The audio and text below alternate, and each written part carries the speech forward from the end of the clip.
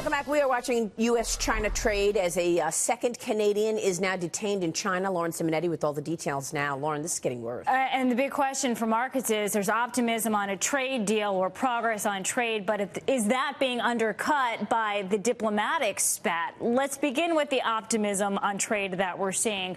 China says they are going to increase access to foreign companies in their country, and the Wall Street Journal is reporting that they'll draft a replacement for their Made in China 2025 program. Essentially, that's their blueprint to be the leader in tech and industry in the future.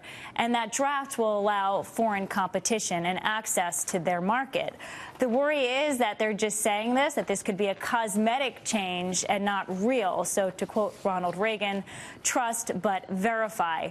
Also, if they do open up their markets, this could be good, believe it or not, for domestic companies in China, because without all of that state support, maybe private business in China can do well as well. Let's get to the second part of this, which arguably could be a bigger part of the China story. After the Huawei case, when Sabrina Meng was arrested in Canada, she has since been released on bail, awaiting trial on fraud charges. We have seen 2 Canadians arrested. The second is a businessman, Michael Spavor. He's been questioned and detained in China. He has deep ties to North Korea. He previously went there in 2013. So he's now been questioned, in addition to the former diplomat, Michael Kovrig. In terms of this gentleman, Mr. Kovrig, China has said they don't know where he is. They don't know the nature of the allegations that he faces. The worry is, and this is something that Kara Swisher discussed in an editorial that she wrote in the New York Times, this is a warning for Silicon Valley. Why would you want to do business in China if you're worried about retaliation in this tit-for-tat, this diplomatic row that's going on between Ottawa, Beijing, and Washington? Yeah, I mean, you know, most people don't recognize how big this China-U.S. situation really is. Yeah. It's not just about trade. 2 stories this week that are really scary is the fact that the huge hack at Marriott, China was behind it. Okay. And also, Boeing just backed out of this global IP satellite order. That was financed by China. So there's a lot of espionage going on, James. Would you agree? Yeah, and it's worth remembering, because we have long done business with China, that this is still a communist dictatorship and really has moved back toward that old-style Marxist model in recent years. Xi Jinping becoming dictator for life, as Mao was. Really a much tighter grip on the economy over the last 5 years, and not just foreign companies, but domestic ones as well.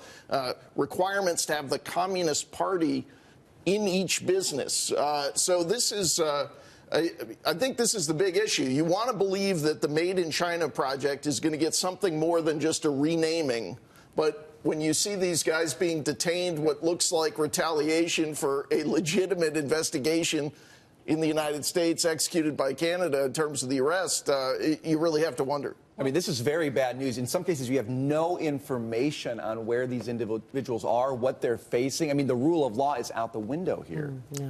Now, what I was going to say, though, something Curtis Chin pointed out on the program yesterday from the Milken Institute, is that because of the U.S. posture with China now and President Trump willing to take on these abuses, this theft, this espionage, it's actually given cover and strength to other Asian nations that trade with the United States, that are trying to increase their authority and power and heft in the region against China. They might be pretty quiet about it, but President Trump's pressure has helped, and there's a lot more going on behind the scenes in terms of putting versus them. Right. And just to follow up your point about the warning to Silicon Valley, I think it's also an opportunity for the U.S. The Trump administration should be recruiting Chinese entrepreneurs to move here. It is no longer a good place for them to develop companies, not as good as it was. That's a good point. We should be looking for those, whether you call them economic dissidents. But don't spy on us when you're here. Yeah, that's the problem. Unless they're spies, unless they're going to hack our economy. Yeah. It's an issue, but there's a lot of upside there. But academia is one area that people were thinking, well, this could be an area that we actually make a difference in terms of this China spat. I don't know. Do you limit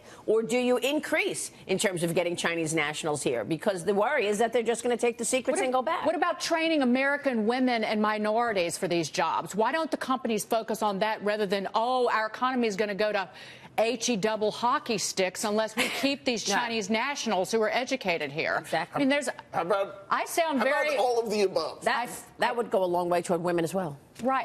I have an issue when people say that, like, that's the only source of talent in the world. How about right here at home? I didn't say it was the only source. No.